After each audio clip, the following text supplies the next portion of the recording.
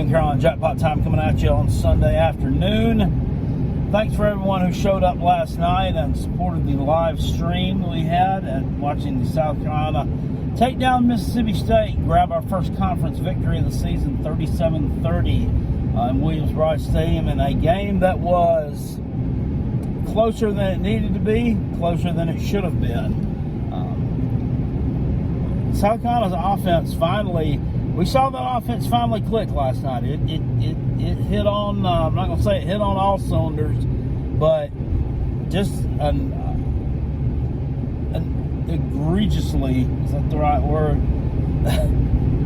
Good performance from Spencer Rattler. How can you top, it's hard to top 18 of 20, 3 touchdowns. I mean, I can't say enough about that. No interceptions. Very clean with the football. Just amazing. Just amazing transformation in 1 year from this young man. And I put that on the offensive coaching staff and the new offensive coordinator, Dowell Loggins. You know, when Rudy Bob came in, he said he was going to simplify the offense, and that's what he's done. And that is why Spencer Rattler said he is able to make these throws now, and why he's looking so good, and why he's so confident right now as opposed to where he was last year. He said his scheme is just, it's so simple that executing it is a breeze. So I really like that. I really enjoyed seeing the running game last night kind of start to develop somewhat. Mario Anderson comes out there, rushes, I believe it was 26 times for 88 yards. You know, not a great yards per carry average. He was stopped short a little bit. Offensive line didn't run block great, but they did enough to, a lot of that was him. A lot of that was just his effort. Just an absolute hammer, man, a bowling ball type individual. You know, it reminded me of Kevin Harris a lot from a few years ago. So I was glad to see that. I knew this young guy had some talent. I don't care that he came from Newberry. He was a Division II All-American from Newberry. So I knew that if he was able to run behind an SEC offensive line, and he's got that somewhat, that he'd be able to do some good things for us, and that's starting to happen. Dak Joyner ran the ball a little bit last night too, not as effective. He fumbled the ball, and then the only other person that ran the ball was Spencer Rattler. Didn't see Juju McDowell last night. Not sure if he was hurt or he just didn't fit into the game plans. But South Carolina, they've got some injured players. There are some players missing off that team right now that when they're able to get back, or able to get the Juice Wells back, which hopefully will be next week against Tennessee. When we're able to get Jalen Nichols back, if he's able to come back, the left tackle, things are going to come together nicely. I just don't like having to sweat out a win over a team that you're way better than. You know, credit Mississippi State. They're in a new system. They dealt with a lot in the offseason, and they're going to win some ball games. It's just going to take some time. They really torched South Carolina through the air last night. Will Rogers didn't like seeing that, and I know why. I know why that happened. They come in with the SEC's leading rusher in Jacobius Marks. South Carolina sold out to stop him last night because they know how shitty their run defense has been. He rushed the ball last night 15 times for 27 yards. He was SEC's leading rusher coming in, and he was virtually ineffective last night. Now, he did score a touchdown. Other than that, Mr. Marks really didn't leave a mark on that game. He was shut down, but man, do you have to give up? That one receiver for them, he had 200 and something yards receiving last night on 7 catches. Griffin was his last name, and I'm not even going to pretend to try to pronounce his first name. But he was a really good player. They had a couple of defensive linemen that were decent players. But other than that, South Carolina pressured them when they had to, and I never felt like we were in danger of losing that game, but they let it get too tight. We had a chance there to go up again by 2 touchdowns, in the fourth quarter, and they couldn't do it, and we let them get back down there and get the game within 3. So a lot of work to do. If you watched the live stream last night, you'll hear I was very pissed at that stupid call after I think it was the touchdown when we went up 20 when we broke the tie, when we went up 2014. Beamer tried one of the cute little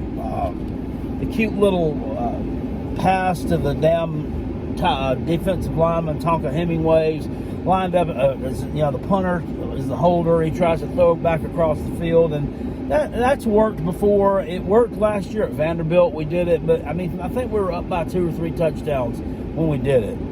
All that stuff's cool and good when you're winning a game and it's comfortable, and you don't think that not converting on it could cause some kind of disaster. And I just don't think it was the right time in the ball game to do it, and I'll stick by that. And I'm not a wet fart who doesn't believe in doing some fun stuff every now and then, trying to do some innovative stuff to really get the juices going and get the team motivated. But that just wasn't the right time to do that, and it didn't work. Thank goodness it didn't end up mattering. Takeaways from that. Run defense. We know we can stop the run. When we sell out to stop the run, we're capable of stopping the run. But they've got to be more balanced on defense. We've got to be able to. You're never going to totally stop either facet of someone else's offensive repertoire, but slow it down enough. Play good, solid fundamentals, and it just. When you're playing a better opponent down the road, you're not going to be able to do that stuff. Next week, you can't. You're not going to be able to come in and sell out and stop the run against Tennessee when Joe Milton has the ability to pick you apart through the air. Now, is he a great quarterback? No. Is he good? Yes. And so I'll get into them in a few minutes here, but I want to talk about Clemson a little bit. They fall to 2-2. They're 0-2 in the ACC, totally eliminated from ACC championship contention. One would think, unless there's just some kind of crazy scenario that unfolds. But Clemson's eliminated from that. Florida State, I don't know. I don't trust Florida State right now. After that really, really impressive opening game against LSU, they went out and they brutalized Southern Miss, who is not very good. You had the scare last week at Boston College, a terrible team. It's got blown out yesterday. And then that game against Clemson, I just think that Florida State should have won that game by more than they did. You waited too long to flex your muscle and really punch them in the mouth. But when you did, you did it with authority and made a statement doing it. The hit on Kay Klubnik when he fumbled and that was scooped up with a scoop and score. That was obviously the momentum changer in that ball game, and that turned everything around in Florida State's favor. They were coming back at the time. They had fallen down, I think it was at 10-0 at one point, and they were coming back. It was 24-17 then. That tied it up at 24, and that was just a vicious hit. They laid him out. I had to check there to see if he was alive after that, man. He took a hell of a shot. But credit to them, and Clemson didn't play bad. Klubnik made some good throws yesterday. I think he's starting to come into his own a little bit as a quarterback. He doesn't have a lot of help as far as receiver talent, but then again, you've got a few that are starting to develop. I think Bo Collins is starting to develop into a decent receiver. What's his name, Stiletto or something? He's a kid that kind of came out of nowhere. Well, he didn't come out of nowhere. I've heard his name called before.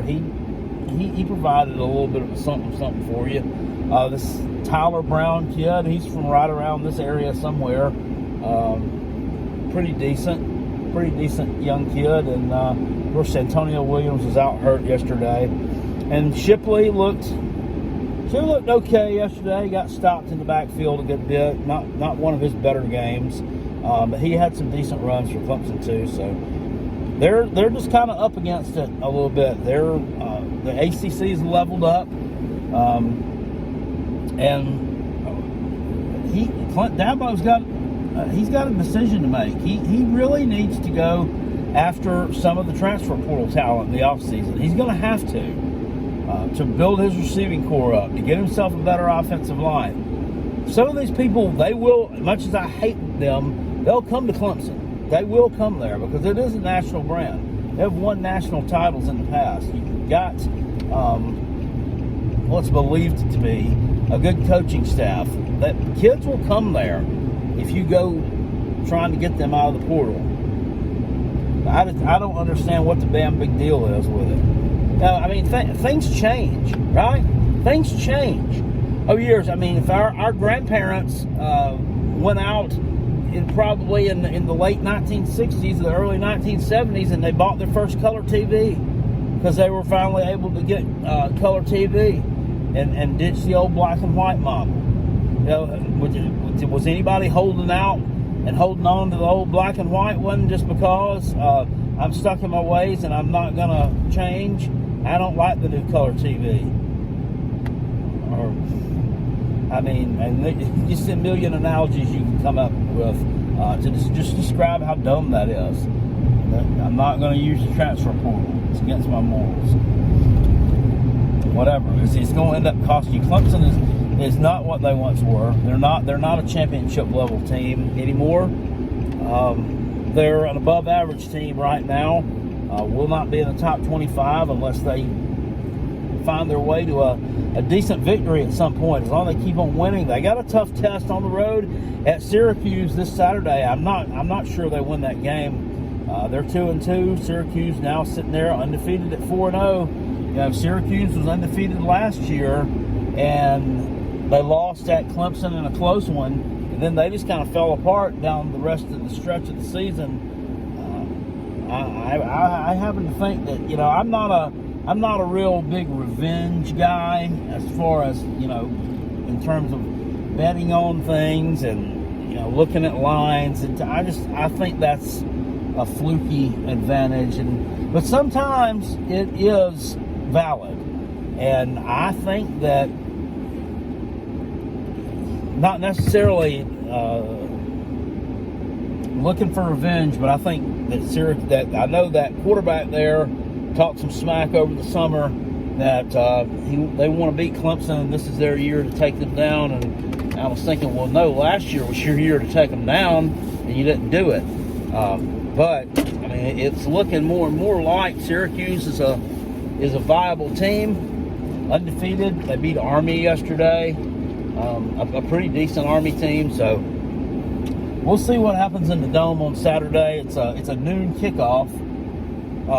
You're not exposed to any elements though in the Dome though, so I'm not really sure that has a heck of a lot of effect on the outcome of the game. It's just pretty much crowd noise, and are they into it or not?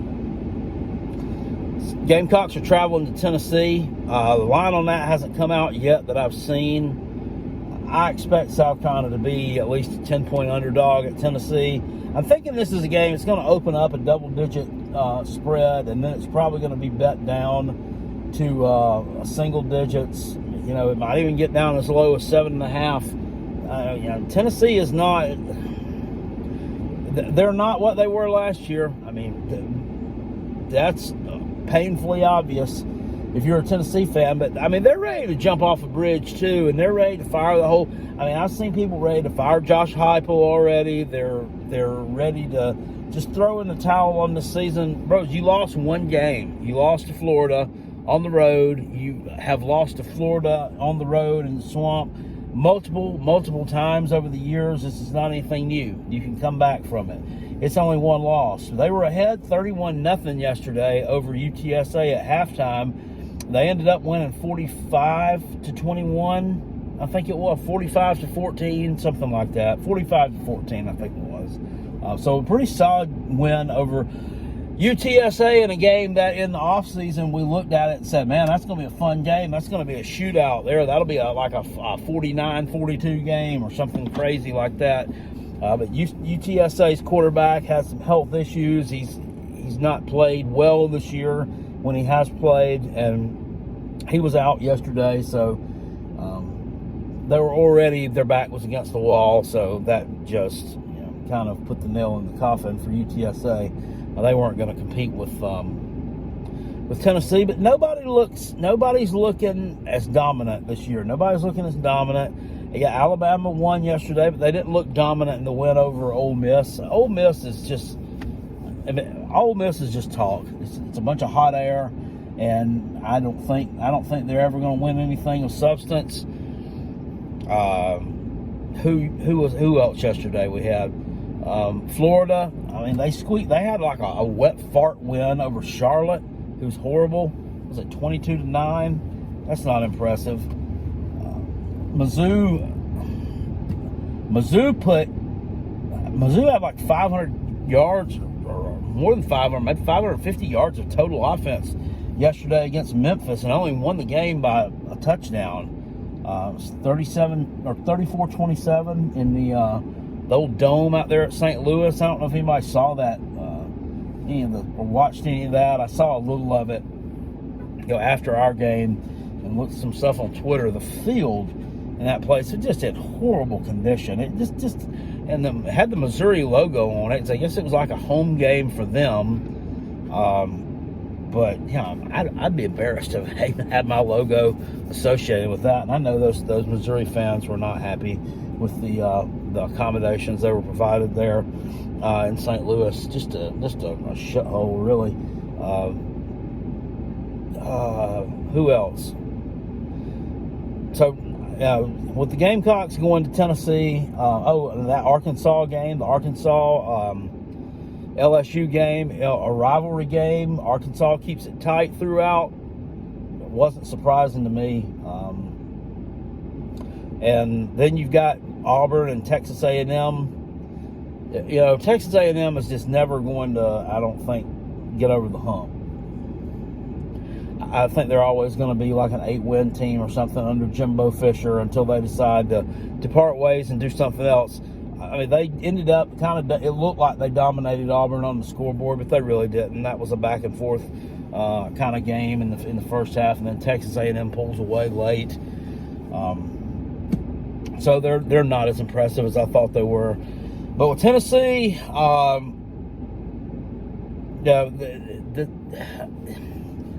not a great spot for the Gamecocks. Tennessee's got a decent running game, and South Carolina will have to stop it. But they're not gonna be able to sell out, and move all those defensive backs up like they did to stop Jaquavius Marks, because the Tennessee aerial attack is just better than what Mississippi State had to offer. Now, they've got some other guys that can hurt you, but South Carolina plays. Look, they've got some good defensive backs. We've got some good corners and got good safeties. They play like they're capable of. They'll be able to limit Tennessee on that end. I mean, let's just face it. That's another one of your problems there. Is not just so much Joe Milton not being there. It's those receivers not being there anymore. Okay, you went from Cedric Tillman and Jalen Hyatt. A lot of people, I think, thought that losing them wasn't going to be that big of a blow because, we got Brew McCoy and something named Squirrel that can come run around.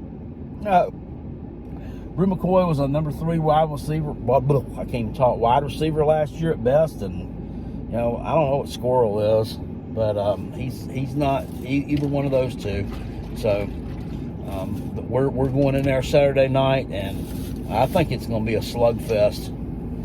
I think it'll be a rock fight, and I think the Gamecocks are fully capable of winning. I'm not one bit intimidated, not one bit scared. I don't care that South Carolina whipped their ass last year. You weren't ready to play last year. So you better have your head on a swivel this year if you expect to get some kind of win over the Gamecocks, because they're not going to go up there to just pussyfoot around with you. Yes, last night's win, it was a good win for us. They needed that win, but there's a lot of work that they have to do this week to get ready for Tennessee, and I hope that they're putting it in, which I know that they are, and they're going to do the things they need to slow that team down, because Tennessee is very beatable. And going to Knoxville and getting a win at nighttime will be, that will be a big win. That'll be a big win for South Carolina. I dare say it may even be bigger than the win last year, because this is one that could last year's kind of righted a season that had went wrong. This year's can kind of propel you to a really special year, because I'm telling you, you've lost just 2 games. There's still a lot of football to be played left. There's a lot of beatable teams left on that schedule, but there are also a lot of teams left on that schedule that are capable of beating you. I mean, are you going to finish up 9-3? Are you going to finish up 8-4? Or are you going to go 4-8? I mean, I think the crossroads, it's right in this particular point in time. This Tennessee game, this Florida game, this is going to decide the year. So hopefully they come ready to play Saturday night in Knoxville. I feel in my heart that they are, and that we're going to see an exciting game. So anyway, live show tonight, 9 p.m., the Rob and Kell Show. We'll go over our picks from last week. We'll talk some college football. We'll take some calls, and we'll have a little bit of fun. I'll see you guys later on. I appreciate it. Peace. I'm out of here, and go Gamecocks.